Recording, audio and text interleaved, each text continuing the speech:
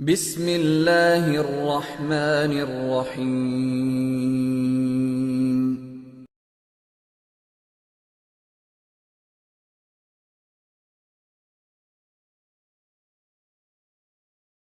ختم نبوت زندہ باد، صحابہ زندہ باد، قرآن زندہ باد۔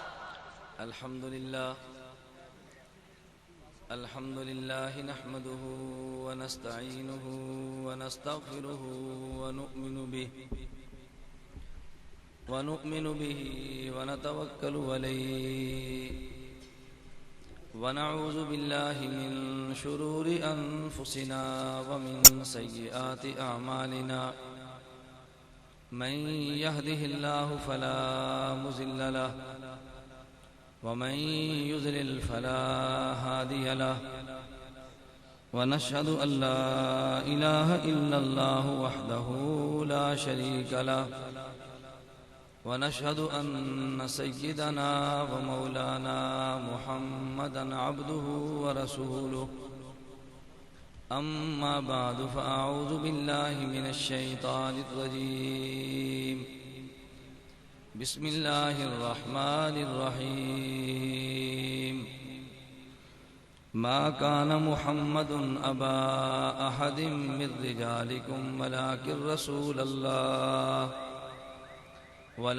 رسول الله وخاتم النبيين وكان الله بكل شيء عليما عن أنس رضي الله تعالى عنه قال النبي صلى الله عليه وسلم ثلاث من أصل الإيمان الكف عمن قال لا إله إلا الله لا تكفره بذنب ولا تخرجه من الإسلام بعمل والجهاد مازم مزبعثني الله إلى أن يقاتل آخر هذه الأمة الدجال لا يبدله جور جائر ولا عدل عادل والإيمان بالأقدار يا رب صل وسلم دائما أبدا على حبيبك خير الخلق كلهم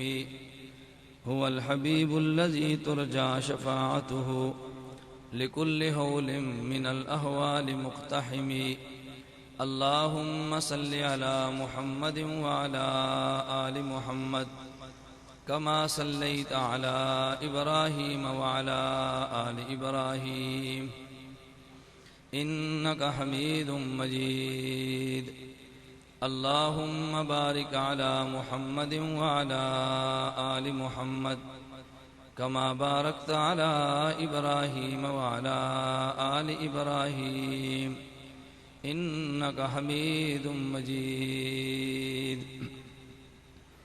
کب یاروں کو تسلیم نہیں، کب کوئی عدو انکاری ہے، کب یاروں کو تسلیم نہیں، کب کوئی عدو انکاری ہے، اس کوئے طلب میں ہم نے بھی دل نظر کیا جانواری ہے۔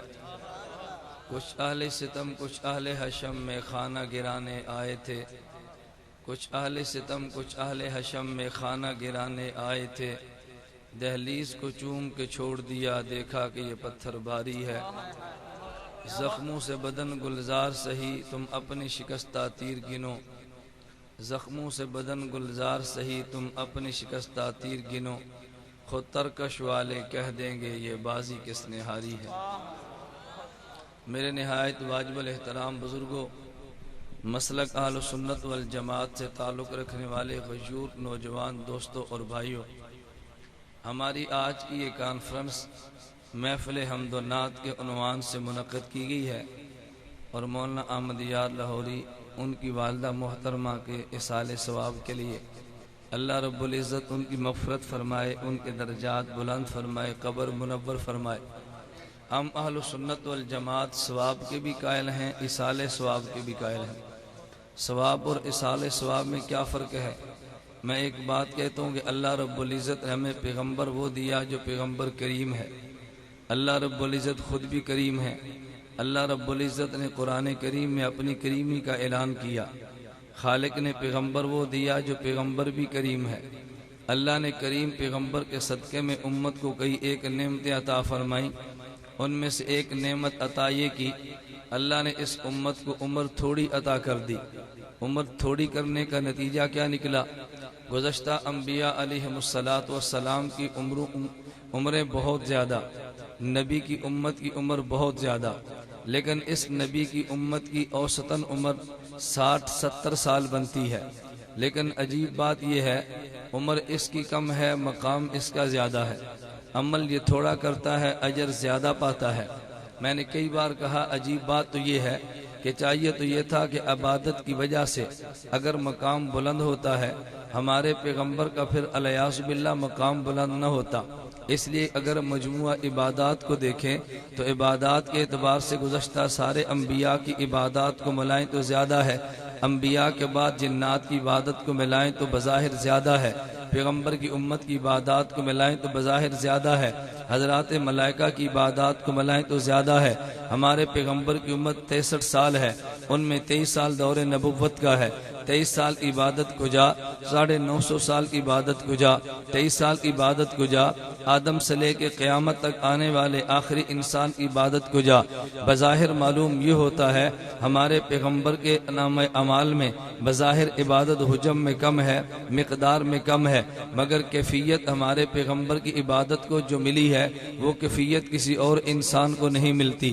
کمیت کا مسئلہ اور ہے، کیفیت کا مسئلہ اور ہے۔ حدیث احسان آپ نے سنی ہوگی، حدیث جبرائیل کے نام سے، جس کو محدثین ام السنہ کہتے ہیں۔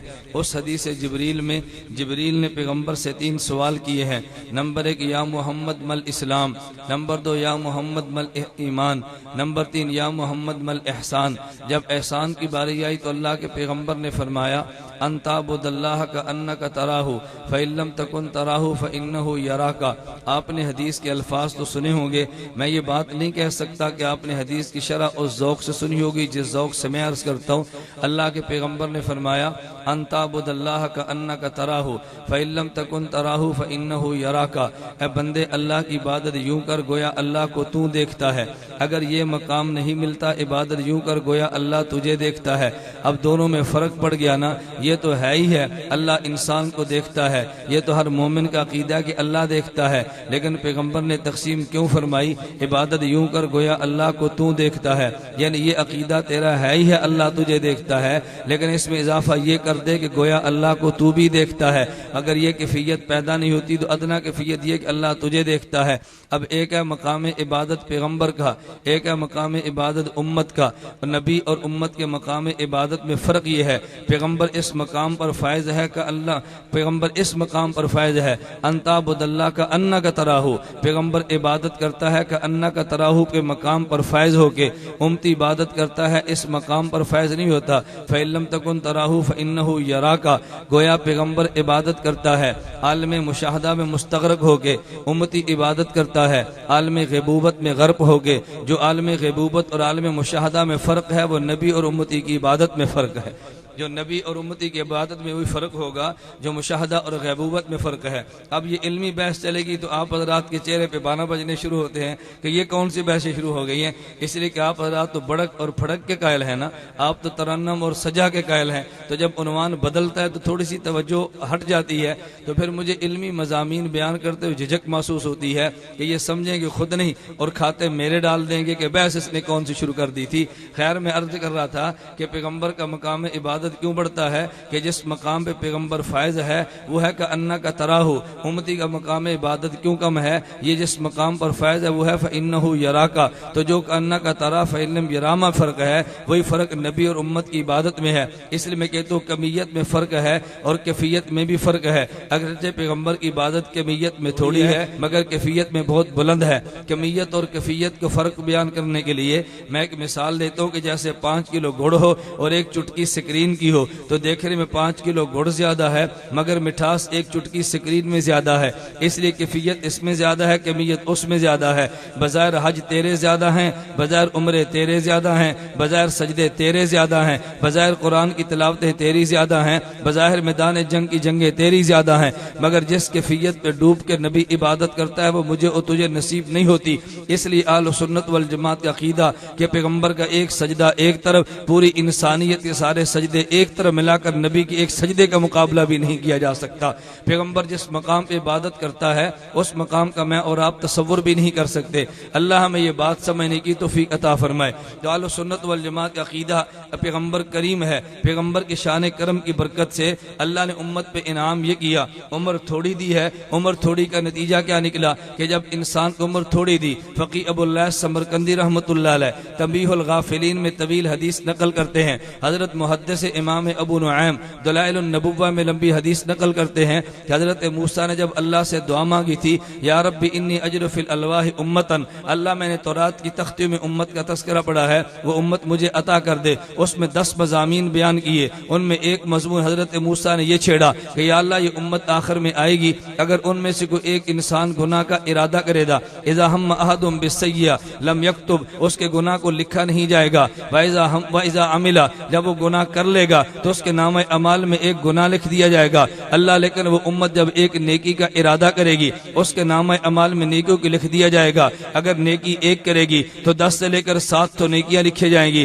حضرت موسیٰ نے واسطہ دیا، اللہ یہ امت مجھے عطا کر دے۔ اللہ کی شان کریمی دیکھیے، اگر گناہ ایک کیا تو نام اعمال میں گناہ ایک لکھا جاتا ہے، اگر گناہ کا ارادہ کیا تو نام اعمال میں گناہ نہیں لکھا جاتا، لیکن نیکی کا ارادہ کیا تیرے نام اعمال میں نیکی کو لکھ دیا گیا، اگر نیکی کر لی ہے تو 7 تو نیکیاں لکھی کر دی گئی۔ ایک تو اللہ نے کرم یہ فرمایا کہ تیری ایک نیکی پہ 700 کا اجر عطا کر دیا۔ دوسرا کرم یہ کیا، رب نے مثال کے طور پہ 60 سال زندگی دی ہے، تو نے 60 سال میں گناہ بھی کیے، 60 سال میں نیکی بھی کی، لیکن جب قیامت کے دن آئے گا تیرے گناہ بھی ہوں گے، تیرے نیکیاں بھی ہوں گے۔ اگر نیکیوں کا پلہ بھاری ہو گیا تو جنت میں چلا جائے گا، اگر گناہ کا پلہ بھاری ہو گیا جہنم میں چلا جائے گا، اگر دونوں میں برابری ہوگی تو اصحاب اعراف میں شامل ہو جائے گا۔ لیکن رب نے کرم یہ کیا، فرمایا اگر تمہیں میں نے 60 سال کی زندگی دی ہے، تم قیامت کے دن آؤ گے تو 60 سال کی نیکیاں تمہارے نامہ اعمال میں، ایک نیکی کے بدلے میں 700 نیکیاں ہوں گی۔ لیکن ایک کرم اور یہ کیا کہ اگر تم دنیا سے چلے گئے،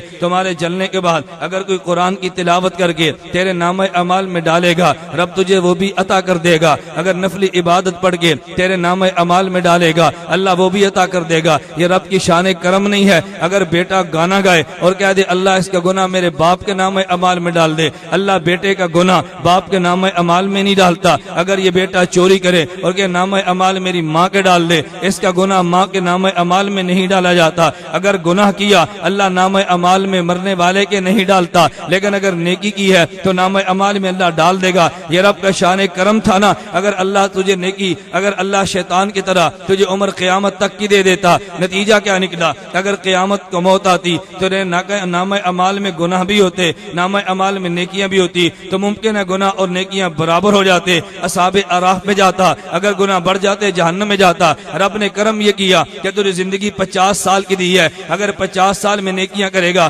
تیرے نامہ اعمال میں ہوگا، تو دنیا چھوڑ کے چلا گیا، بعد والے تجھے بخشیں گے، اللہ تیرے نامہ اعمال میں قربانی لکھ دے گا، اللہ تیرے نامہ اعمال میں صدقہ لکھ دے گا، رب تیرے نامہ اعمال میں تلاوت لکھ دے گا، تیرے نامہ اعمال میں نوافل لکھ دے گا، قیامت تک نفل پڑھے جاتے رہیں گے، تیرے نامہ اعمال میں لکھے جائیں گے، نفل ادا کرتے چلے جائیں گے، نامہ اعمال میں لکھے چلے جائیں گے۔ نتیجہ یہ نکلے گا کہ جب قیامت کو پیغمبر کو امتی کھڑا ہوگا، 50 سال کا ثواب بھی ہوگا اور قیامت تک کا اصال ثواب بھی ہوگا، گناہ کم ہوں گے نیکیاں زیادہ ہوں گی۔ بتا تیرے جہنم کے جانے کے پیغمبر نے دروازے بند نہیں کر دیے، یہ اصال ثواب کی وجہ سے ہے نا۔ اس لیے ہم تو ثواب بھی مانتے ہیں، اصال ثواب بھی مانتے ہیں، اور جو اصال ثواب نہیں مانتا اس بیچارے کا قیامت کو کیا بنے گا، ہمیں تو یہ سمجھ نہیں آتی۔ ہم نے ثواب کو بھی مانا، اصال ثواب کو بھی مانا۔ کبھی لوگوں نے عجیب بحث چھیڑ دی ہے، آج کے دور میں غیر مقلد یہ بحث چھیڑتا ہے، یہ غلام احمد پرویز یہ بحث چھیڑتا ہے، ڈاکٹر مسعود الدین عثمانی نے یہ بحث چھیڑی ہے، کہتے ہیں ہم ثواب کے قائل ہیں مگر ہم اصال ثواب کے قائل نہیں ہیں۔ آیات وہ پیش کی ہیں جن کا عدم اصال ثواب سے کوئی تعلق نہیں ہے، انما ترزون ما کنتم تعملون۔ کبھی آیت پہ لیس للانسان الا ما سعى، میں اس پہ بحث کروں گا اگر وقت ہوا، میں کہتا ہوں لیکن قرآن کو تجھے پڑھنا چاہیے تھا نا۔ قرآن اصال ثواب کو بیان کرتا ہے یا نہیں کرتا؟ نمبر 1 آیت پڑھیے، اللہ نے فرشتوں کے بارے میں کہا الذین یحملون العرش ومن حولہ یسبحون بحمد ربہم ویؤمنون بہ ویستغفرون۔ اللہ کے فرشتے، اللہ کے عرش کو اٹھانے والے فرشتے وہ مومنین کے لیے استغفار کرتے ہیں۔ استغفار ایک عمل ہے، اگر فرشتے کے عمل کا فائدہ انسان کو نہیں ہو سکتا، دعا مانگ مانگنے کا فائدہ کیا ہوا؟ ممکن ہے تو کہہ دے یہ تو فرشتوں کا عمل تھا۔ چلیے اللہ قرآن میں حضرت نوح کا تذکرہ کرتا ہے، حضرت نوح دعا مانگتے ہیں، رب اغفر لی، اللہ مجھے بھی معاف کر دے، والدین کو بھی معاف کر دے، وَلِمَنْ دَخَلَ بَيْتِيَ مُؤْمِنًا، اللہ جو میرے گھر میں ایمان والا آیا اللہ اس کو بھی معاف کر دے۔ یہ مغفرت حضرت نوح کا دعا عمل تھا نا، اگر فائدہ نہیں ہوتا تھا نوح امت کے لیے دعا مانگتا کیوں ہے؟ ممکن ہے تو یہ بات کہہ دے ارے یہ تو نوح کی بات ہے، ہم نے کلمہ محمد رسول اللہ کا پڑھا ہے۔ چلیے قرآن کھول لے، اللہ قرآن میں کہتے ہیں فَاعْفُ عَنْهُمْ وَاسْتَغْفِرْ لَهُمْ، میرے پیغمبر صحابہ کے لیے اب مجھ سے معافی کی دعائیں مانگے۔ اگر یہ دعا کا عمل نافع نہیں تھا اللہ پیغمبر کو حکم کیوں دیتا ہے؟ رب قرآن میں اعلان کرتا ہے وَلَوْ أَنَّهُمْ إِذْ ظَلَمُوا أَنفُسَهُمْ جَاءُوكَ فَاسْتَغْفَرُوا اللَّهَ وَاسْتَغْفَرَ لَهُمُ الرَّسُولُ لَوَجَدُوا اللَّهَ تَوَّابًا رَحِيمًا، اگر اللہ کا پیغمبر معافی مانگے اللہ ان کو معاف کر دیتا ہے تو معافی مانگنا پیغمبر کا عمل تھا نا، امت کا عمل تو نہیں تھا، لیکن امت کے کھاتے میں رب نے ڈال دیا تو ممکن آپ کہہ دو یہ تو نبی کا عمل تھا۔ ارے عام انسان کی بات کرو، میں کہتا ہوں اللہ قرآن میں کہتا ہے ربنا اغفر لنا، ربنا اغفر لی ولوالدی وللمؤمنین یوم یقوم الحساب، اللہ قیامت تک آنے والے انسان کو معاف کر دے۔ اگر تیری معافی یہ تیرے مغفرت کی دعا معافی اگر یہ نافع نہیں تھا رب نے تجھے حکم کیوں دیا؟ ممکن آپ کہہ دیں ارے یہ تو بات والوں کے لیے تھا، لیکن جو پہلے گزر چکے ان کے لیے بھی تو آیت پیش کرنی چاہیے۔ اللہ قرآن میں کہتے ہیں لوگوں اللہ نے ایمان والوں کی صفت کا تذکرہ کرتے ہوئے رب نے قرآن میں کہا اہل ایمان کا خاصہ یہ ہے جب یہ اللہ سے دعائیں مانگتے ہیں تو رب کو یہ بھی کہتے ہیں اللہ تو ان کو بھی معاف کر دے الذین سبقونا بالایمان، جو ہم سے پہلے گزر چکے۔ معلوم ہوا اگر میت کے لیے دعا مانگے تب بھی نافع ہے، اگر بعد میں آنے والے کے لیے دعا مانگے تب بھی نافع ہے، اگر زندہ کے لیے مانگے تب بھی نافع ہے، اگر تم مردہ کے لیے مانگے تب بھی نافع ہے۔ میں اس سے بڑی بات کہتا ہوں جب میت کے تم جنازہ پڑھتے ہو تو جنازے پہ دعا نہیں مانگتے اللہم اغفر لحینا، اللہم اغفر لے، اللہم اغفر لحینا ومیتنا، اگر تیرے جنازے کا تیرے عمل کا میت کو فائدہ نہیں تھا تو نے دعا کیوں مانگی ہے؟ فائدہ تھا تو دعا مانگی ہے نا۔ جو جنازے کا قائل ہے وہ دعا کے نافع ہونے کا قائل ہوگا، جو جنازے کا قائل ہے اسال کا قائل ہوگا، اگر جنازے کا قائل نہیں تو اسال کا قائل بھی نہیں، اگر جنازے کا قائل ہے اسال کا قائل بھی ہوگا۔ یا ضمن ایک بات آگے میں عرض کر دوں، کبھی مماتی نماز جنازہ کو لے کر ایک اشکال پیدا کرتا ہے۔ مماتیت کے پاس دلائل نہیں ہے، یہ کان کھول کر سن لو، میں ہر جگہ پہ کہتا ہوں کہ مماتیت کے پاس دلائل نہیں ہے۔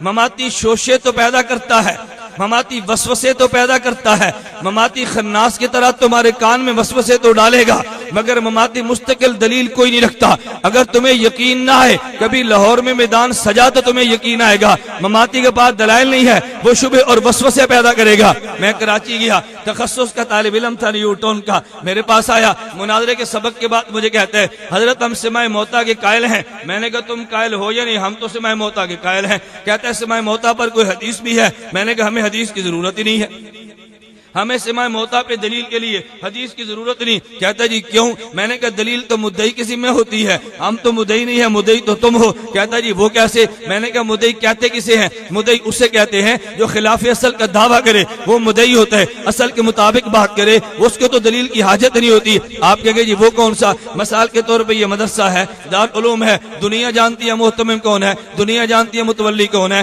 اب اگر بیان کے بعد میں بیٹھ جاؤں ڈیرا لگا کر یہ مدرسہ میرا ہے تو لوگ کہیں گے تو دلیل لے تیرا کیسے ہے؟ اشتہار پر محتمم تو فلاں کا نام لکھا تھا، چندہ تو فلاں مانگتا رہا، فلاں یہ کام کئی سال سے کر رہا تھا، تو نے دعویٰ کیسے کر دیا؟ تو جو خلاف اصل کا دعویٰ کرے دلیل وہ پیش کرتا ہے نا۔ میں نے اس مماتی سے کہا، میں نے کہا میں تم سے ایک سوال کرتا ہوں، کیا تم میت کے لیے عذاب قبر کے قائل ہو؟ کہتا جی ہم قائل ہیں۔ میں نے کہا عذاب کا معنی کیا ہے؟ تم ذہن نشین کر لو، مماتی جب کہنا میں عذاب قبر کا قائل ہوں تم اس سے سوال کرنا تم عذاب و ثواب میت کے قائل ہو؟ کہتا جی میں قائل ہوں۔ اس سے پوچھو عذاب کا معنی کیا ہے؟ اب یہ لالا چپ ہوگا، تجھے عذاب کا معنی نہیں بتائے گا، اگر عذاب کا معنی بتائے گا تو پھنس جائے گا، عذاب کا معنی نہیں بتائے گا۔ جیسے مماتیت سے مناظرہ ہونا تو تم بات کرو گے تو مماتی کہتا ہے جی موت کا معنی یہ ہے، اس سے پوچھو پھر حیات کا معنی کیا ہے؟ مماتی موت کا معنی کرے گا، مماتی حیات کا معنی نہیں کرے گا۔ حیات کا معنی کرتے مماتی کو موت آتی ہے اس لیے وہ موت کا معنی کرتے ہیں مگر حیات کا معنی نہیں کرے گا۔ تمہیں یقین نہیں آئے گا کبھی آزما کے دیکھ لو، کہتا ہے جی موت کا معنی کیا ہے؟ روح جسم سے نکل جائے تو پھر حیات حیات کا معنی کیا ہوگا؟ روح جسم میں داخل ہو جائے نا. اگر موت کا معنی ہوگا کہ روح کا جسم سے تعلق نہ ہو تو حیات کا معنی کیا ہوگا؟ روح کا جسم سے تعلق ہونا. لیکن اس لیے حیات کا معنی بیان نہیں کرے گا. کیوں؟ اللہ قرآن میں شہداء کو احیا کہتا ہے, وہ روح کا تعلق نہیں مانتا. اگر حیات کا معنی تعلق مانے گا تو شہید کا تعلق بھی ماننا پڑے گا. اگر حیات کا معنی جسم کے اندر روح کو ماننا ہے تو شہید کے لیے قائل ہونا پڑے گا. اس لیے حیات کا معنی کبھی نہیں کرتا مگر موت کا معنی کرے گا. میں تمہیں یہ چھوٹی چھوٹی بحثیں سمجھا رہا ہوں, اللہ کرے دماغ میں بات بیٹھ جائے. اس سے پوچھو عذاب کا معنی کیا ہے؟ عذاب کا معنی نہیں کرتا. میں نے تخصص کے طالب علم سے کہا, میں نے کہا عذاب کا معنی تجھے نہیں آتا. صاحب جمل نے عذاب کا معنی کیا ہے. صاحب جمل کہتے ہیں عذاب کہتے ہیں ایلام الحی علی سبیل الہوان, زندہ آدمی کو دکھ دینا ذلیل کرنے کے لیے. کبھی تم تکلیف دیتے ہو مگر ذلت مقصود نہیں ہوتا. جب دو بچھڑے دوست عرصے کے بعد ملتے ہیں تو دونوں جفا ڈال کے ملتے ہیں اور دبا کر ملتے ہیں. کوئی درد بھی ہوتی ہے مگر اس کو عذاب کوئی نہیں کہتا.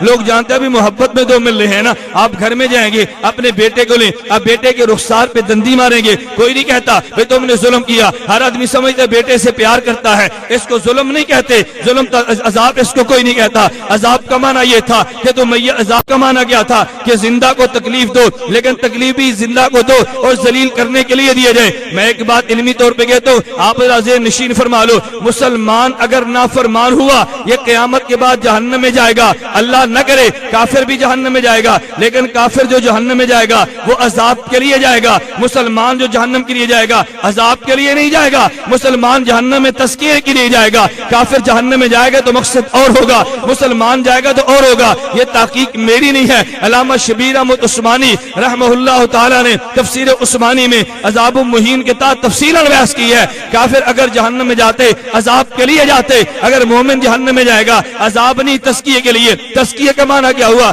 رب پاک کرنا چاہتا ہے. جنت پاک لوگوں کی جگہ ہے, جنت میں ناپاک نہیں جاتا. اس نے زنا کیا یہ ناپاک ہوا, اس نے چوری کی ہے یہ ناپاک ہوا. رب اس کو جہنم میں بھیج کے پاک کر کے پھر جنت میں بھیج دے گا. لیکن کافر کو رب جہنم میں بھیجے گا تو عذاب دینے کے لیے, ذلیل کرنے کے لیے. مسلمان پر قیامت کے دن جہنم کا عذاب نہیں ہوتا بلکہ مسلمان کا تزکیہ ہوتا ہے. علامہ شبیر احمد عثمانی فرماتے ہیں, میں نے پوچھا عذاب کا معنی گیا, اب لالا عذاب کا معنی نہیں بتاتا. کیوں معلوم ہے اگر عذاب کا معنی بتاؤں گا تو پھنس جائے گا نا. میں نے کہا عذاب کا معنی اعلام الحی علی سبیل الہوان, تم عذاب میت کے قائل ہو. کہتا ہے جی قائل ہو. عذاب کا معنی کیا تھا؟ زندہ کو تکلیف دینا. اگر تم نے قبر میں میت کے لیے عذاب مانا ہے تو پھر میت کے لیے حیات کو ماننا پڑے گا. اگر حیات مانا ہے پھر سما کو ماننا پڑے گا. آدمی عذاب مانے پھر حیات نہ مانے, حیات مانے اور سما نہ مانے, یہ حماقت کی باتیں ہیں. میں نے کہا اگر تم نے عذاب مانا تو تمہیں حیات ماننی پڑے گی, حیات مانی پھر تمہیں سما ماننا پڑے گا. اس لیے مماتی عذاب کا حیات کا انکار کرتے تاکہ سما ثابت نہ ہو. یہ سما تو حیات کے لوازمات میں سے ہے نا. میں چھوٹی سی مثال دیتا ہوں, اگر سورج نکل آئے اور آدمی یہ بات کہہ دے سورج نکلا ہے تو یہ بات کہنے کی ضرورت ہے کہ دھوپ بھی چڑھی ہے. جب کہہ دیے سورج نکلا ہے یہ بتانے کی ضرورت ہے. ارے یہاں پر گرمی اور تپش بھی ہے. جو آدمی کہتے ہیں سورج نکلا ہے مگر روشنی موجود نہیں ہے, دلیل وہ دے گا. جو کہتے ہیں سورج موجود ہے مگر گرمی نہیں ہے, دلیل وہ دے گا. تب سورج کے لوازمات میں سے ہے, روشنی سورج کے لوازمات میں سے ہے. جو سورج کے چڑھنے کا قائل ہوگا وہ روشنی کا قائل بھی ہوگا. اگر میت کے عذاب کا قائل ہے پھر حیات کا بھی قائل ہے, پھر سما کا بھی قائل ہے. اگر حیات مانتا ہے سما نہیں مانتا تو دلیل مماتی کی ذمہ ہے, دلیل میرے اور تیرے ذمہ. ہمارے ذمہ دلیل تھے نہیں, ہم پریشان پھرتے ہیں. جیسے غیر مقلدین سے گفتگو چلتی ہے عنوان بدل جائے گا, بات لمبی ہوگی. جیسے ان سے بحث چلتی ہے نا ہم پریشان ہیں جی دلیل دو. دلیل ہمارے ذمہ نہیں ہے, دلیل غیر مقلد کے ذمہ ہے. لیکن غیر مقلد تمہیں اپنے موقع پر کبھی دلیل پیش نہیں کرے گا, وہ دوڑ جائے گا, تمہیں دلیل کبھی نہیں دے گا. دعویٰ پیش کرے گا اس پہ حدیث کبھی پیش نہیں کرے گا. تو میں یہ عرض کر رہا تھا ہم اصال ثواب کے قائل تھے نا, ہم تو ثواب کے بھی قائل ہیں, اصال ثواب کے بھی قائل ہیں. اللہ میں ثواب بھی دے, اللہ میں اصال ثواب بھی دے. جو ثواب نہیں مانتا اس کا اپنا مسئلہ ہے, اصال ثواب نہیں مانتا اس کا اپنا مسئلہ ہے. میں کہتا ہوں آیات تھی, تم کہو گے جو ممکن ہے حدیث میں مسئلہ نہ ہو. حدیث صحیح بخاری کی موجود ہے. حضرت سعد بن عبادہ کہتے ہیں اللہ کے پیغمبر سے پوچھا یا رسول اللہ میری ماں نے نظر مانی تھی لیکن میری ماں دنیا سے چلی گئی, اگر میں نظر پوری کر دوں میری ماں کی طرف سے ادا ہو جائے گا؟ اللہ کے پیغمبر نے فتویٰ دیا ہاں اگر تو نظر پوری کرے گا تیری ماں کی طرف سے ادا ہوگا. اگر یہ نظر ماں کی طرف سے نہیں تھی پیغمبر اجازت کیوں دیتے؟ آگے چلیے حدیث مبارک میں موجود ہے، صحابی رسول آ کر پوچھتے ہیں یا رسول اللہ میرے باپ نے آس بن وائل کہتے میرے باپ نے وصیت کی تھی میرے طرف سے 100 اونٹ صدقہ کر دینا، اللہ کے پیغمبر میرے بھائی ہشام نے 50 اونٹ عطا کر دیے لیکن میں نے 50 دینے باقی تھے، میں نے سوچا نبی سے پوچھ لوں، آپ فرمائے میں اپنے باپ کی طرف سے 50 اونٹ ادا کر دوں؟ حضور نے فرمایا لو کان مسلمہ، اگر تیرا والد مسلم ہوتا، اگر تیرا والد مسلم ہوتا فاتقتم بہی، تم اس کی طرف سے غلام آزاد کرتے، فاتقتم عنہ وتصدقتم بہی وحججتم عنہ، تم اس کی طرف سے حج کرتے، اس کی طرف سے غلام آزاد کرتے، لبلہ ذالک، اللہ اس کو عطا کر دیتا، لیکن مسلمان جو نہیں تھا اس لیے تمہیں کوئی فائدہ نہیں۔ معلوم ہوا اگر مرنے والا مسلمان ہو اصال ثواب ہوتا ہے، لیکن مرنے والا مسلمان ہو تو اصال ثواب نہیں ہوتا۔ آپ کو یہ تو نظر کا مسئلہ تھا، وصیت کا مسئلہ تھا، ارے وصیت و نظر کے مسئلے کو چھوڑ دے۔ ابو ہریرہ رضی اللہ عنہ فرماتے ہیں اللہ کی پیغمبر کی خدمت میں صحابی آیا کہ یا رسول اللہ ان ابی ماتا ولم یوصی، میرا باپ دنیا سے چلا گیا، میرے والد نے وصیت نہیں کی، هل یکفر عنہ او ان تصدقت به، اگر میں صدقہ کر دوں میرے والد کو مل جائے گا؟ اللہ کے پیغمبر فرمایا نعم، اگر صدقہ تو کرے گا تیرے والد کو مل جائے گا۔ میں کہتا ہوں قرآن کی آیات کہتی ہیں اصال ثواب ہوتا ہے، پیغمبر کی روایات کہتی ہیں اصال ثواب ہوتے، جو اصال ثواب نہیں مانتا وہ پیغمبر کے قرآن کو بھی نہیں مانتا، نام آل قرآن ہوگا مگر قرآن کو نہیں مانتا، نام آل حدیث ہوگا مگر حدیث کو نہیں مانتا۔ آل قرآن رکھ کے اگر قرآن کے خلاف آواز اٹھے گی اس فتنے کا کلا کما جو بندیت ضرور کرے گی، اگر آل حدیث لگ کے حدیث کے خلاف یہ تم آواز اٹھاؤ گے جو بندی بیٹے تمہارے دروازے بند کر دیں گے، تمہارے قدموں کو روک دیں گے، اس فتنے سے امت کو آگاہ کیا جائے گا۔ میں نے اس لیے کہا تم نے غلط کیا، تم نے دھوکہ دیا۔ میری ایک نوجوان نے گزشتہ سال کی بات ہے مجھے کہنے لگا مولانا آپ یہ بتاؤ اصال ثواب پر کوئی دلیل بھی ہے؟ میں نے کہا یار دلیل تو بڑی واضح ہے۔ کہتا دلیل کون سی؟ میں نے کہا امی عائشہ کہتی ہیں رضی اللہ تعالیٰ عنہ نبی پاک نے حکم دیا ایک دمبا لے کر آؤ، ہم دمبا لے کر آئے، حضور نے فرمایا دمبا وہ لانا کہ جس کی آنکھیں سیاہ ہو،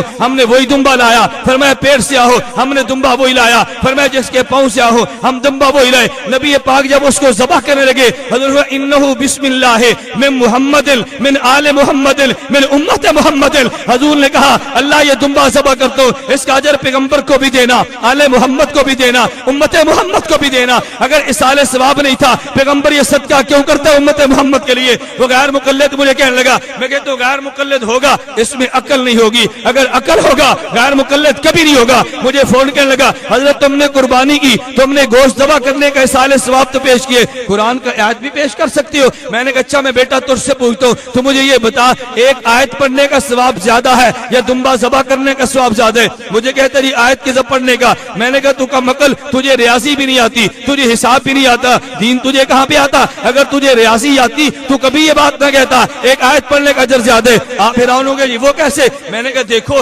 قرآن کریم میں الف لام میم آیت ہے نا، ایک آیت میں 3 حرف ہیں، ایک حرف کے بدلے میں 10 نیکیاں، تو الف لام میم پہ کتنی نیکیاں ملیں گی؟ 30 نیکیاں مل جائیں گی نا۔ اچھا اور دمبے میں اللہ کے پیغمبر نے فرمایا بکل شعرۃ حسنہ، ہر بال کے بدلے میں نیکی ہے۔ تم دمبے کے بال گنو نا، کوئی بال گن سکتا ہے؟ دمبے کے گوشت کے بدلے میں نیکیاں کوئی گن سکتا ہے؟ ارے دمبے کے کھروں کے بدلے میں نیکیاں کوئی گن سکتا ہے؟ تم دمبے کو ایک طرف رکھ لو، قرآن کی آیت کے بدلے میں تجھے 30 نیکیاں ملیں گی اور ایک دمبے کے بدلے میں تجھے کروڑیوں نیکیاں ملیں گی۔ اگر 1 کروڑ نیکی کا اللہ ثواب دے سکتا ہے تو 30 نیکیوں کا رب ثواب نہیں دے سکتا؟ مجھے کہتا ہے جی آپ نے دمبا پیش کیا، آپ نے تو آیت پیش نہیں کی۔ میں نے کہا اچھا میں تجھ سے پوچھتا ہوں یہ ایسا ہی ہے کہ جیسے مجھ سے کسی آدمی نے 10,000 روپیہ لینا تھا، میں نے کہا یار تم 1 لاکھ لے لو، مہینے بعد پھر آیا مجھے کہتے جی مولانا 10,000 دو، میں نے کہا یار میں تجھے 1 لاکھ نہیں دیا، کہتا جی 1 لاکھ دیا 10,000 تو نہیں نہ دیے، اور میں نے کہا تیری مت ماری گئی، تو نے 10 مانگا میں نے 1 لاکھ دیا۔ اگر 1 کروڑ کا اجر رب دیتا ہے یہ بات تمہیں سمجھ نہیں آتی تو تم 30 نیکیوں کے مطالبے کرتے ہو۔ اس لیے ہم نے کہا ہم اہل سنت والجماعت ثواب کے بھی قائل ہیں، اصال ثواب کے بھی،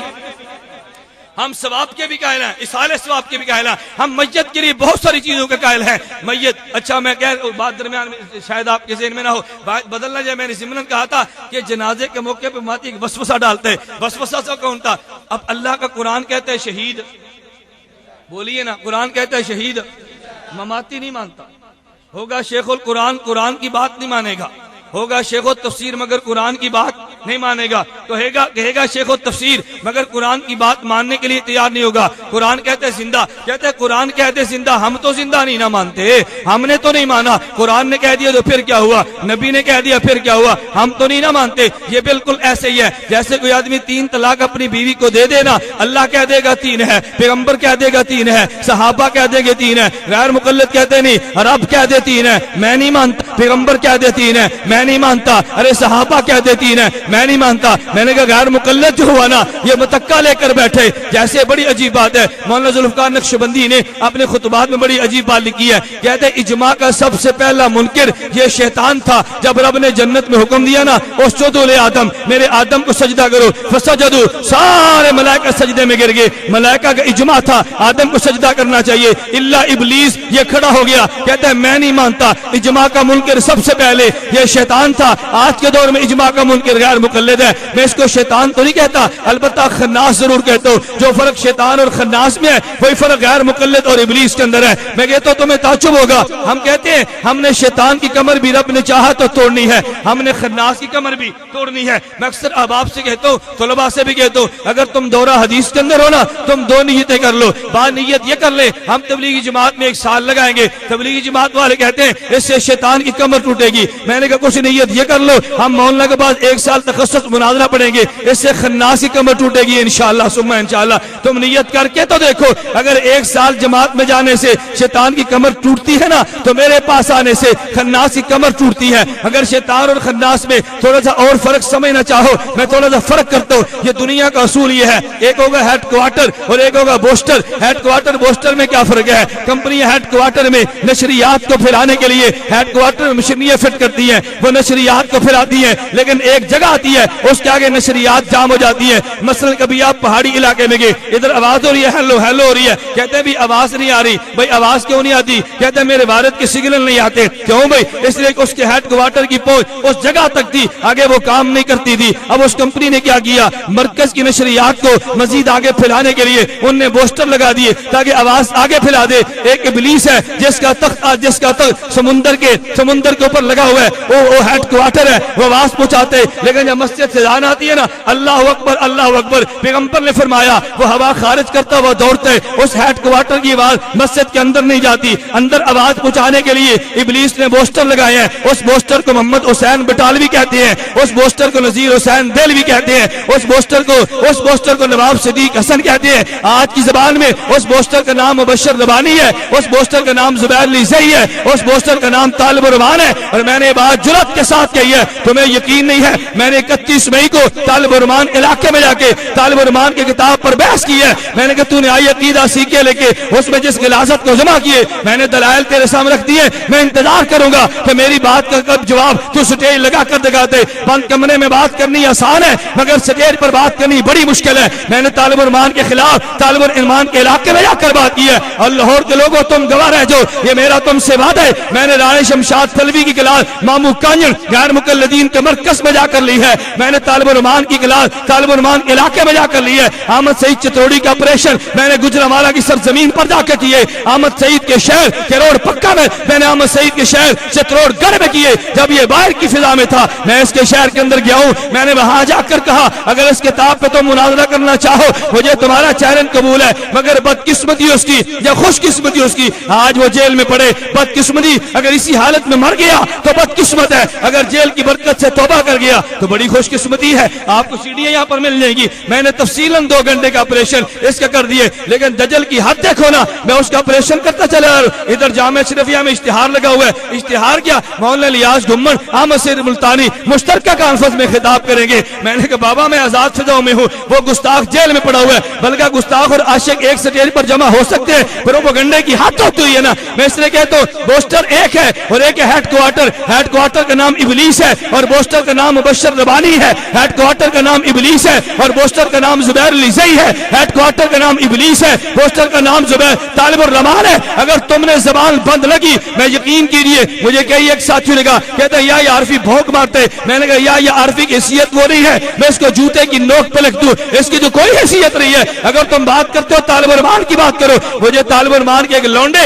مولوی نے کہا کہتے تم طالب الرحمان سے مناظرہ کرنا چاہتے ہو، میں نے کہا طالب الرحمان کو تم تیار کرو میں تمہیں 10,000 انعام انجام دوں گا. وہ پاس بیٹھا سن رہا تھا, کہتا ہے یہ طالب علمان کہتا ہے مناظرہ کریں گے مگر انٹرنیٹ پہ کریں گے. میں نے کہا انٹرنیٹ پہ مناظرے کی صورت یہ ہوگی کہ مسجد اسلام آباد میں طالب علمان کی ہوگی, میری اور تیری گفتگو ہوگی, اس گفتگو کو براہ راست انٹرنیٹ پہ نشر کیا جائے گا. کہتا ہے نہیں تم سرگودے اپنے مسجد میں بیٹھو, طالب علمان اپنی مسجد میں بیٹھے. میں نے کہا بھئی یہ کون سا مناظرہ ہے؟ میں آج بھی کہتا ہوں اگر کوئی غیر مقلد میری گفتگو یہاں پہ سن رہا ہو, میں وہ چاہیے اس کو میری گفتگو مبشر ربانی تک پہنچائے. میرا مناظرہ مبشر ربانی سے اس کی کتابوں پہ ہوگا. میں تیرا دجل اور تیرا کذب تیری کتابوں ثابت نہ کر سکا تو جو سزا چور کی وہ سزا تم میری رکھ دو. طالب علمان مناظرہ طے کرے, میں تیرا دجل تیری کتابوں سے بیان کروں گا. زبیر لیزئی قبول کرے, میں تیرا دجل تیری کتاب سے بیان کروں گا. زبیر لیزئی رسالہ الحدیث معنامہ لکھتے, ہر رسالے میں اکابر علماء دیوبند پہ جھوٹ بیان کرتا, اکاذیب دیوبند, اکاذیب دیوبند. میں نے کافل حق میں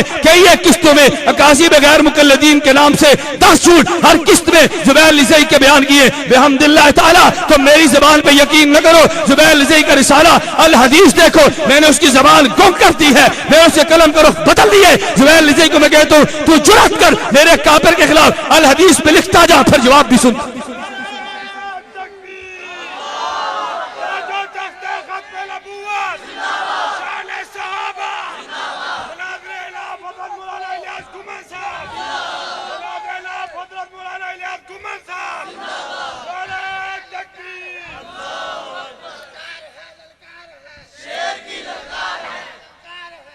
یہ بات ٹھیک ہے غلط ہے بھائی؟ بولیے ٹھیک ہے غلط ہے؟ مجھے کبھی اب آپ کہتے ہیں تیرا لہجہ سخت ہے, میں نے کہا تم نے اس کو بھونکتے دیکھا ہی نہیں ہے. مجھے لاہور ایک بزرگ تھے, ان نے فون کیا بڑے ادب کے ساتھ, مجھے کہتے ہیں یہ جو حیات اور ممات کی بحث ہے نا یہ امریکہ نے شروع کرائی ہے, تم یار خیال کرو. میں نے کہا جی میں بالکل مانتا ہوں یہ بات امریکہ نے شروع کرائی ہے, لیکن سوال یہ ہے کہ اگر میں نے شروع کیا امریکی ایجنٹ میں ہوں, ان نے شروع کیا تو ایجنٹ وہ ہے. نہیں سمجھے؟ میں تمہاری بات کو مانتا ہوں. کہتے ہیں حیات اور ممات کی بحث کس نے شروع کرائی ہے؟ بولیے نا کس نے کرائی ہے؟ میں نے کہا جی میں مانتا ہوں, میں تو بزرگوں کا ادب کرتا ہوں, میں آپ کی بات مان لیتا ہوں. سوال یہ ہے اگر علماء دیوبند کا عقیدہ حیات تھا اور بحث انہوں نے شروع کیا ایجنٹ, ان کو کہہ دو. اگر عقیدہ ممات تھا بحث میں نے چھڑی ایجنٹ, مجھے کہہ دو. فیصلہ تو آپ کو کرنا چاہیے نا. مجھے پھر کہتا ہے نہیں تو ہمارا چھوٹا ہے نا, ہمارا بیٹا, تجھے ہم سمجھا سکتے ہیں. میں نے کہا جی میں سمجھنے کے لیے تیار ہوں. اس کا طریقہ یہ ہے, میں بزرگوں کا ان کا نام نہیں لیتا. میں نے کہا تمہارے لاہور میں قاضی یوسف انور رہتا ہے, اس قاضی یونس کو بلا لو, اپنے مدرسے میں تم بلا لو, ہم دونوں کو بٹھا کر ہم دونوں بات کرتے ہیں. میں تمہیں ثالث مانتا ہوں. کہتے ہیں ہم نے مناظرہ نہیں کرانا. میں نے کہا مناظرہ کرو, ہم دونوں کا مذاکرہ کرا لو. مذاکرہ تو کرایا جا سکتا ہے نا بھائی, لیکن اگر مذاکرے کے لیے بھی تیار نہ ہو. اور عجیب بات یہ ہے جو بات میں کہنا چاہتا تھا اب مماتیت نے زبان سے شروع کی ہے. تمہارے علم میں ہے شہداء, یہ لال شہداء مسجد یہ مال روڈ پہ اجلاس ہوا اشاعت و توحید کا, اس میں مولوی حقانی نے خلیل حقانی صاحب نے بیان دیے, نوائے وقت بیان موجود ہے. کہتے ہیں نجات کی بنیاد دیوبندیت پہ نہیں ہے, قرآن حدیث پر ہے. میں تو یہی کہتا تھا تم دیوبندی نہیں, تم نے تو خود مان لیا نا. ہم یہ بات کہہ رہے تم نے ماننا شروع کہہ دیے, اس لیے میں کہتا ہوں انشاءاللہ ثم انشاءاللہ وہ دن آئے گا ہم نے دیوبندیت سے نہیں تمہیں اہل سنت والجماعت کی فہرست سے الگ کر دیا ہے. میں نے قافل حق کے ہر شمارے پہ مستقل ایک فتویٰ جاری کیے, تم فتاوی یاد پڑھتے چلے جاؤ. اور فتویٰ ہر اس شخص کا ہے جو براہ راست شیخ العرب والعجم مولانا حسین احمد مدنی کا شاگرد ہے. اس دفعہ جامعہ نعمانیہ ڈیرہ اسماعیل خان کے موت میں مولانا علاء الدین نے فتویٰ دیے کہ مماتی کے پیچھے نماز مکروہ تحریمی ہے, واجب الاعادہ ہے, اہل سنت والجماعت سے خارج اور بدعتی ہے. یہ میرے کابر کے فتوے ہیں. آئندہ قافل حق میں فتویٰ آئے گا مولانا محمد یوسف خان دامت برکاتہم کا, جمعیت علماء اسلام آزاد کشمیر کے سرپرست ہے, حضرت مدنی کے شاگرد ہیں, امام اہل سنت والجماعت مولانا سرفراز خان صفدر کے ساتھی ہیں, ان کا فتویٰ آئے گا. مجھ پہ گلا نہ کرو, ان اکابر سے پوچھو. اگر یہ فتویٰ اکابر کا نہیں تھا تو تم مجھے برا کہہ دو, اگر اکابر کے فتوے نقل کر دو پھر میرے خلاف زبان درازی کی حاجت نہیں ہے, اپنے اکابر سے جا کے بات کرو. خیر میں عرض کر رہا تھا کہ ہم نے اس بات کو انشاءاللہ ثم انشاءاللہ یہ پانی اور دودھ الگ کرنا چاہیے کہ نہیں بھائی؟ الگ کرنا چاہیے نا. تم دیوبندیوں کو گالیاں بھی دو, دیوبندی بن کے جیو, کم از کم ہماری غیرت اس کو گوارا نہیں کرتی. اللہ میں سمجھنے کی توفیق عطا فرمائے. خیر میں عرض کر رہا تھا وہ مماتی کہتے کہ جب تم جنازے کی دعا پڑھتے ہو کیا کہتے؟ اللہم اغفر لے. بولیے اللہم اغفر لے. آگے کہتے سامنے شہید پڑا ہے اور یہ گردان کوٹ پڑھ رہے ہیں عطا اللہ بندیالوی. عطا اللہ بندیالوی, میں آپ سے کہتا ہوں وہ یہاں پر بیٹھا ہو اس کو کہہ دو میں تو منتظر ہوں بھائی تم ان کو تیار تو کرو نا. میں نے کہی ایک بار کہا بھائی تیار کرو, لیکن کوئی شخص ان کو تیار کرنے کے لیے تیار نہیں ہوتا یا یہ تیار ہونے کے لیے تیار نہیں ہوتے. خیر میں کہتا ہوں گردان پڑ رہا ہے, کہتے ہیں جنازہ شہید کا پڑا ہے, تم کہتے ہو شہید زندہ ہے, پھر تم دعا مانگتے ہو اللہم اغفر لحینا وحینا, زندہ ہے نا, اندازہ کرو وسوسہ ڈالنا ہے. کہتا ہے جب شہید زندہ ہے تو دعا کیا مانگ, اللہم اغفر لحینا. کہتے ہیں زندہ پھر حینا کون ہے, تو میتنا کیوں کہتے ہو؟ کہتے ہیں میتنا کہنا اس بات کی دلیل ہے کہ یہ مردہ ہے, اگر زندہ ہوتا اللہم اغفر لحینا وحینا کہتے. میں نے کہا اچھا اگر تیری دلیل کو مان لیا جائے نا, سامنے پڑا ہوا ہے, سامنے پڑی ہے عورت, تم کہتے ہو وذکرنا, سامنے لاش کس کی ہے اور ہم کیا کہہ رہے ہیں, سامنے پڑا ہے مرد, ہم کیا کہہ رہے ہیں انسانا. میں نے کہا اگر سامنے عورت ہے کون, اللہم اغفر لحینا ومیتنا وشاہدنا وغائبنا وانسانا وانسانا, کہو نا. سامنے عورت جو پڑی ہے انسانا انسانا کہہ دو نا, سامنے مرد پڑے پھر ذکرنا ذکرنا کہہ دو نا, تو جو جواب تمہارا ہوگا وہی جواب میرا ہوگا, دو نا جواب. میں نے کہا تم سے جواب بحمد اللہ تعالی نہیں بن سکے گا. میں تمہیں کہتا ہوں یاد رکھ لو, اگر سامنے کبھی شہید ہوگا, کبھی غیر شہید ہوگا, کبھی مذکر ہوگا, کبھی مذکر نہیں بلکہ مؤنث ہوگی, رب نے دونوں کے لیے جملے عطا کر دیے. اگر سامنے شہید ہو اللہم اغفر لحینا, اور حینا کی برکت سے میتنا. اگر سامنے غیر شہید ہے تو پھر میتنا, اس کی برکت سے حینا.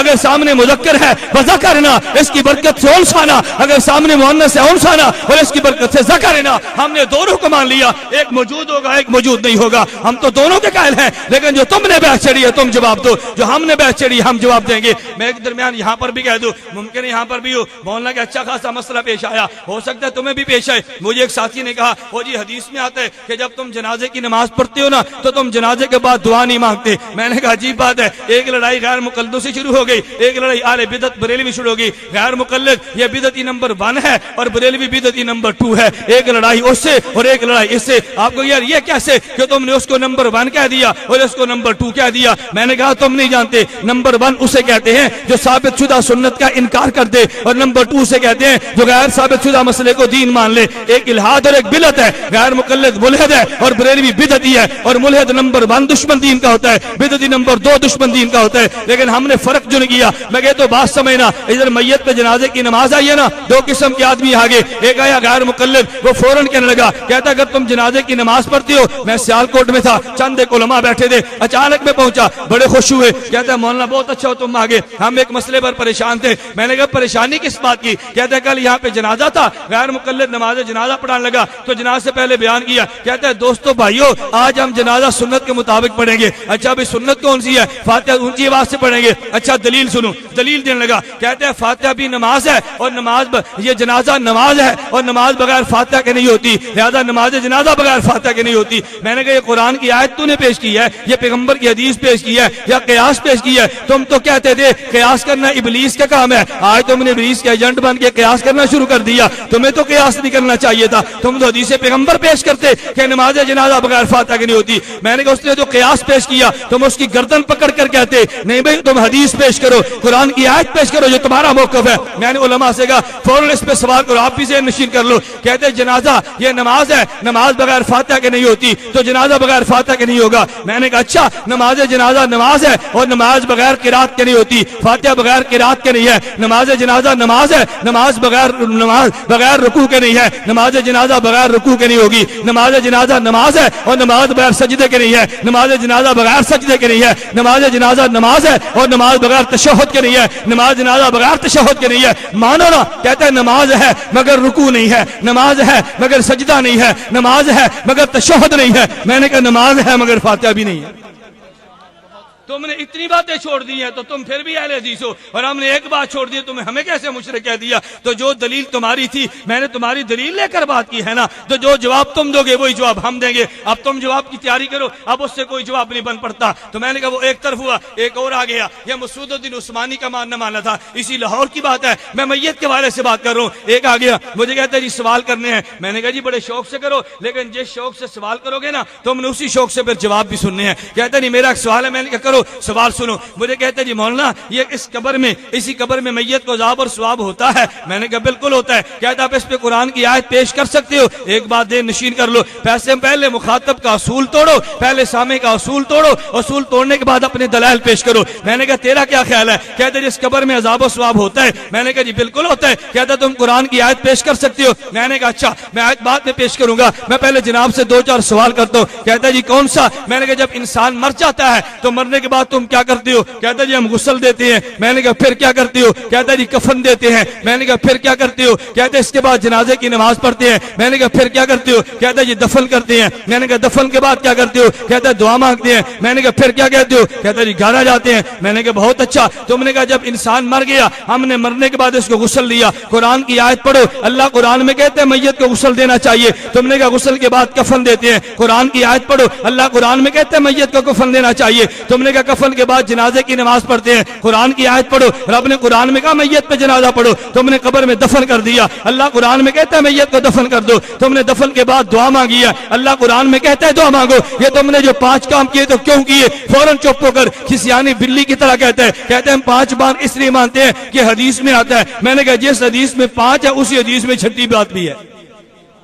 جب تم نے 5 باتیں حدیث کی وجہ سے مان لی ہیں تو پھر 6ٹھی بات حدیث کی وجہ سے مان لو نا. اب وہ بیچارہ چپ ہو گیا. میں نے کہا تیرا اصول ٹوٹا نا. اب میں آیات بھی پڑھتا ہوں. اسی قبر میں عذاب ہوتا ہے, اس پہ آیات بھی موجود ہے. یہ مطلب نہیں کہ آیات موجود نہیں ہے, آیات بھی موجود ہے. لیکن تمہیں کسی نے دھوکہ دیا اس قبر میں عذاب نہیں ہوتا, عذاب اسی قبر میں ہوتے. میں یہ کہہ رہا تھا ایک بحث غیر مقلد نے چھیڑی ہے, ایک بحث مماتی نے چھوڑی ہے, اور ایک بات بریلوی چھیڑ کے کھڑا ہو گیا. بریلوی کیا کہتے؟ تم جنازے کی نماز پڑھتے ہو. ہم نے کہا جی پڑھتے ہیں. تو جنازے کے بعد دعا مانگتے ہو؟ ہم نے کہا جی مانگتے ہیں. کہتے تمہارے مولوی تو نہیں مانگتے. میں نے کہا جنازے کے بعد مانگتے ہیں, لیکن بات کا معنی تو نہیں سمجھا. ایک بات کا معنی دفن سے پہلے تھا, ایک بات کا معنی دفن کے بعد تھا. ہم نے جو دفن کے بعد دعا مانگی ہے تو جنازے کے بعد ہی مانگی ہے نا, جنازے سے پہلے تو نہیں مانگی ہے. ہم جنازے کے بعد دعا مانگتے ہیں لیکن دفن کے بعد مانگتے ہیں. میں نے ایک جگہ پہ کہا وجہ یہ ہے جو بندیت وفا کا نام ہے اور بریلویت بے وفائی کا نام ہے. میں نے کہا دونوں میں فرق یہ تھا, تیرے باپ نے تجھے 60 سال تک پالا ہے, آج تیرا والد فوت ہو گیا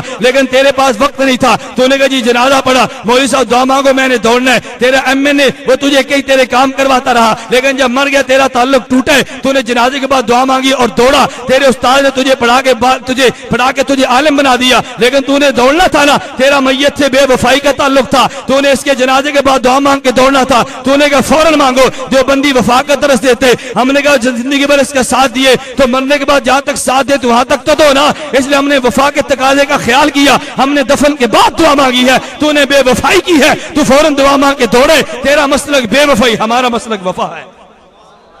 تو بے وفائی وفا میں فرق ہوتا ہے نا. ہم دعا دفن کے بعد مانگے گا, وہ دفن سے پہلے مانگے گا. خیر میں جو بات کہہ رہا تھا, کہتے جی حدیث میں تو آتا ہے. میں نے کہا بھی کون سی حدیث ہے, ہمیں بھی سناؤ. امام ابو حنیفہ کو نسب ہے, تمہیں آ گئی ہے, کوئی ہمیں بھی حدیث سناؤ. آپ یہ ذہن نشین کر لو. کہتے جی حدیث میں آتا ہے اللہ کے پیغمبر نے فرمایا اذا صلیتم علی المیت فاخلصوا له الدعاء, کہ جب تم اذا صلیتم علی المیت فاخلصوا له الدعاء, کہ جب تم میت پر نماز پڑھو نا جنازے کی تو دعا اخلاص کے ساتھ کرنا. دیکھو اللہ کا پیغمبر حکم دیتے کہ جب تم میت پہ جنازے کی نماز پڑھو اخلاص سے دعا مانگنا. میں نے کہا اچھا یہ پیغمبر کا ارشاد ہے نا, تو نبی علیہ باللہ بے عمل تو نہیں نہ ہوتا, نبی تو با عمل ہوتا ہے. جب اللہ کے پیغمبر نے فرما دیا کہ میت پر جب جنازہ پڑھو دعا مانگو, پھر نبی خود بھی تو دعا مانگتے ہوں گے نا. اب نبی کون سی دعا مانگتے تھے؟ میں تجھ سے سوال کرتا ہوں, تو بتا دے. اگر تجھے نہیں آتا تو میں بتا دوں. آپ اٹھائیں مشکات شریف کتاب الجنائز میں ابو ہریرہ رضی اللہ تعالیٰ عنہ سے یہی حدیث سے مبارک ہے اذا صلیتم علی المیت فاخلصوا له الدعاء. اب دعا کون سی مانگتے نبی, دعا کب مانگتے؟ اس کے فوراً بعد ابو ہریرہ رضی اللہ تعالیٰ عنہ کی حدیث ہے. ابو ہریرہ فرماتے ہیں کان النبی صلی اللہ علیہ وسلم اذا صلی علی المیت, جب پیغمبر میت پہ نماز جنازہ پڑھتے تو پھر حضور دعا یہ مانگتے اللہم اغفر لحینا ومیتنا وشاہدنا وغائبنا وصغیرنا وکبیرنا وذکرنا وانثانا. ابو ہریرہ نے بتا دیا کہ جو پیغمبر نے فرمایا دعا مانگو, اس کی شرح وہ تھی جو پیغمبر خود مانگتے. اگر پیغمبر جنازے کے اندر مانگے تو اس کا معنی یہ تھا جنازے کے اندر مانگو, اگر پیغمبر جنازے کے بعد مانگے تو معنی یہ تھا جنازے کے بعد مانگو. میں نے عمل پیغمبر سے پیغمبر کے قول کی شرح کرتی ہے. اگر تیرے پاس دلیل موجود ہے تو پیغمبر کی قول کی شرح عمل پیغمبر سے تو کر دے, تو سچا, عمل پیغمبر سے شرح کر دو تو میں سچا. بات آسان ہے یا مشکل؟ بات بڑی آسان ہے نا، مگر اس کے لیے تیار نہیں ہوگا۔ پھر ساتھی کہتے ہیں اس حدیث کا مطلب کیا ہوگا؟ میں نے کہا اس کا مطلب یہ ہوگا کہ ماں صبح اپنے بچے کو تیار کرتی ہے سکول بھیجنے کے لیے، پھر ماں اپنے بیٹے سے کہتی ہے بیٹا رش بہت ہے، بیٹا رش بہت ہے، یہ گاڑیاں بہت چلتی ہیں، جب تم سڑک سے گزرو تو خیال کرنا۔ جب سڑک سے گزرو تو کیا مطلب؟ خیال نہیں سمجھے؟ جب سڑک سے گزرو تو کیا مطلب؟ پہلے گزر جاؤ پھر خیال کرنا، یہ مطلب تھا کہ جب سڑک سے گزر جاؤ تو خیال کرنا۔ مطلب یہ تھا کہ گزرتے خیال کرنا۔ ماں اپنے بیٹے کو متوجہ کر رہی ہے بیٹا سڑک سے گزرو تو خیال سے گزرنا، یہ مطلب تھا خیال کرنے کا۔ جب پیغمبر نے فرمایا کہ دیکھو تم نماز تو پڑھتے ہو، اللہ کے لیے پڑھتے ہو، لیکن میت کے لیے جب لوگ آتے ہیں تو لوگ کبھی آتے ہیں نام رکھنے کے لیے، ناک رکھنے کے لیے، برادری کے لیے۔ اللہ کے پیغمبر نے فرمایا یہ دنیا میں جانے کا آخری وقت ہے، اب برادری کی وجہ سے نہ پڑھنا، اب خاندان کی وجہ سے نہ پڑھنا، اب ناک کی وجہ سے نہ پڑھنا، اب تم دعا اخلاص کے ساتھ مانگنا۔ اگر تمہیں یقین نہ آئے نا تو آج نماز جنازہ لوگ آئیں گے، یہاں ہزاروں کا مجمع بیٹھا ہوگا، ظہر کی نماز ہوگی تو 5 آدمی اٹھیں گے، جب جنازہ ہوگا تو 1000 اٹھیں گے۔ اگر اللہ کے لیے پڑھنا تھا تو 1000 نماز پڑھ لیتے ہیں نا۔ معلوم ہوا یہ نماز پڑھتے ہیں تو اللہ کا حکم سمجھ کے، یہ جو جنازہ پڑھتے ہیں نا اللہ کا حکم نہیں برادری کا حکم سمجھ کے۔ آج میں نے نہ پڑھا تو میرے باپ کے جنازے میں کون آئے گا؟ اس لیے پیغمبر نے فرمایا اذا صلیتم علی المیت فاخلصوا له الدعاء، کہ جب تم میت پر جنازے کی نماز پڑھو پھر اخلاص سے دعا مانگنا۔ میں کیا یہ رہا تھا، میں نے میت کے متعلقہ 2-3 باتیں کی ہیں، اللہ مجھے بھی سمجھنے کی توفیق دے، اللہ آپ کو بھی سمجھنے کی توفیق دے۔ اب میں آخری بات کہتا ہوں، یہ جو حمد و نعت کی محفل ہے، اگر یہ محفل عمل ہے، اگر یہ دین ہے، اگر یہ ثواب کا کام ہے، اگر یہ عمل صالح ہے، پھر ہم بھی دعا مانگتے ہیں اللہ اس کا اجر مولانا کی والدہ کو دے دے، اللہ اس کا اجر تمام ان اموات کو دے دے جن کا ایمان پہ خاتمہ ہوا، اللہ سب کو دے دے۔ اگر کسی کو اشکال پیدا ہو حمد و نعت کی محفل یہ تو اجر کا کام نہیں ہے، یہ تو ثواب کا کام ہے، میں اسے دعوت دیتا ہوں تم صبح جاؤ مسلم شریف کو کھول کے دیکھ لینا، مسلم شریف جلد نمبر 1 صفحہ 300 پہ روایت موجود ہوگی۔ حضرت امیر معاویہ رضی اللہ عنہ کے والد محترم ابو سفیان نے کلمہ نہیں پڑھا، ابھی کلمہ نہیں پڑھا، نبی پاک صلی اللہ علیہ وسلم کی دعوت موجود تھی، ابھی کلمہ نہیں پڑھا، حالت کفر میں تھے۔ ابو سفیان نے پیغمبر کے خلاف چند ایک شعر لکھے، حضور کی مذمت بیان کی ہے۔ اللہ کے پیغمبر نے حضرت حسان کو بلایا رضی اللہ تعالیٰ عنہ، حسان بن ثابت سے کہا حسان جاؤ ابو سفیان کا جواب دو۔ حضرت حسان کو پیغمبر نے یہ بھی فرمایا حسان اس بات کا خیال رکھنا میرا ابو سفیان کا نسب ایک ہے، کہ ابو سفیان کا جواب دیتے ہوئے ایسا نہ ہو درمیان میں میرا نسب بھی آ جائے۔ ابو بکر صدیق کے پاس جاؤ رضی اللہ عنہ، علم انصاب کے ماہر ہے، حسان ابو بکر صدیق کے پاس گئے، نسب کو پوچھا، نسب کو دیکھا، نسب کو سیکھا، واپس آ کے عرض کیا حضرت مجھے اگر اجازت ہو میں ابو سفیان کا جواب دے دوں۔ فرمایا تمہیں اجازت ہے تمہیں جواب دو۔ حسان بن ثابت نے پھر اشعار کلام کرتے ہوئے، پھر شعر پڑھتے ہوئے، قصیدہ پڑھتے ہوئے حضرت حسان نے جواب دیا اگر محفل حمد و نعت میں دشمن کو جواب دیا جاتا ہے شعر کی صورت میں، اگر پیغمبر کی مدح کی جاتی ہے اشعار کی صورت میں، پھر حسان کا طریقہ ہے، پیغمبر کا حکم ہے، حضور نے حکم دیا حسان بولے، حسان بول کر کہتے حجوت محمد فاجبت عنہ وعند اللہ فی ذاک الجزاء، حجوت محمد برا تقیا رسول اللہ شیمتہ الوفاء، فإن ابی ووالدتی وعرضی بعرض محمد منکم بقاء، ثقلت بنیتی ان لم تروها تسیر لک بکلفی قداء، یبارین العینة مسعدات على اکتاف الاسر الظماء، تذل جیادنا متمطرات تلتمهن بالخمر النساء، فإن آنستم عنا تمرنا فكان الفتو وانكشف الغطاء، وإلا فاصبروا لزلاب يوم يعز الله فيه من يشاء، وقال الله قد أرسلت عبدا يعز يقول الحق ليس به خفاء، وقال الله قد أرسلت جندا هم الأنصار عرضتها اللقاء، يلاقي كل يوم من معدن قتال أو سباب أو هجاء، فمن يهجو رسول الله منكم ويمدحه وينصره سواء، وجبريل رسول الله فينا وروح القدس ليس له كفاء، وآخر دعوانا ان الحمد لله۔ بیٹھ جاؤ بھائی، 1 منٹ بیٹھ جاؤ، اللہ کا بندہ تم نے تو سفر ہی نہیں کیا، 1 منٹ تشریف رکھو، 1 منٹ۔ میں نے آپ سے کہا نا میری عادت نہیں بیان کرنا، میں فجر کی نماز کے بعد سرگودا سے چلاؤں، سرگودا سے فیصل آباد، وہاں سے سائی وال علوم شریعہ، وہاں سے جامعہ رشیدیہ، وہاں سے چیچا وطنی، وہاں سے عارف والا، وہاں سے پاک پتن، اور پاک پتن سے 11:30 چلوں آج آپ کے سامنے بیٹھوں۔ تھکنا تو مجھے چاہیے، تھکے آپ بیٹھے ہیں، اور میں بحمداللہ تعالیٰ اب بھی تازہ دم ہوں۔ اگر مجھے کسی اللہ فضل فرمائے کہیں ٹکر لگ جائے تو پھر آدمی کا خون اور بڑھ جاتا ہے۔ میں نے اس لیے عرض کیا ہے اللہ آپ کو مشن کی درد عطا فرما دے، اللہ دیوبندیت کے مسلک سے محبت عطا فرما دے۔ غیر مقلدین نے آج کے جلسے کو ناکام بنانے کی پوری کوشش کی ہے. مجھے بھی لاہور سے فون آیا, مجھے بھی, میں ابھی سائیوال نہیں پہنچا تھا تو فون آیا, مولانا کہاں پر ہو؟ میں نے کہا پاک پتن سے نکل رہا ہوں. کہا وہاں تو طوفان اور سیلاب آ گیا ہے, خیمے اکھڑ گئے ہیں اور وہاں پر سپیکر ٹوٹ گئے ہیں, جلسہ ختم ہو گیا. میں نے کہا جلسہ ٹوٹے یا ختم ہو, میں نے وہاں پر جانا ہے, جلسہ ہو جانا میں نے آنا ہے. جہاں تک میں جا سکا جاؤں گا, وہاں پہنچ کر فون کر دوں کہ مولانا لاہوری صاحب اس سے آگے ہماری گاڑی نہیں جاتی, جب تک جا سکے جائیں گے. فون مجھے بھی آیا ہے لیکن میں نے اپنے سفر کو چھوڑا نہیں ہے. میں آپ سے بھی کہتا ہوں افواہیں پھڑانا غیر مقلدین کا کام ہے. آخر ابلیس کا بوسٹر جو ہوا نہیں سمجھے, ابلیس کا اس کا کام ہے نا یار. جہاں تک ابلیس کی نشریات نہیں آتی تو اس نے جانا ہے اپنا کام کرنا ہے. یہ سپیکر دے کر شیطان دوڑتا ہے لیکن اس نے تو اپنا کام کرنا تھا. اس لیے ہم شیطان سے پریشان بھی نہیں ہیں اور خناس سے پریشان بھی نہیں ہیں. اللہ نے چاہا شیطان کی کمر بھی توڑیں گے, خناس کی کمر بھی توڑیں گے. اللہ نے چاہا تو بوسٹر کو برباد کریں, ہیڈ کوارٹر کو بھی توڑیں گے اور بوسٹر کو بھی, یہ سب برباد ہوگی انشاءاللہ.